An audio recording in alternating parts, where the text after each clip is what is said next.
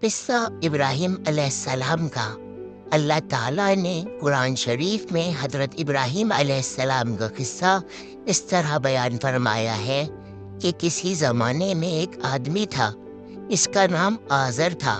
یہ آزر اپنے ہاتھوں سے بت بناتا تھا اور اس کو بیچتا تھا اور خود ہی اس کی پرستش بھی کرتا تھا۔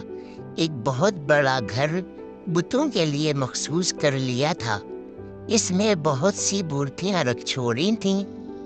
آزر اور تمام لوگ عبادت کی غرض سے اسی بت خانے میں جاتے تھے اور ان بتوں کے سامنے اپنے سر جھکاتے تھے، انہی میں سے اپنی مراد مانگتے تھے۔ آزر کے ایک لڑکا تھا جو بہت ہونہار تھا، اس کا نام ابراہیم تھا۔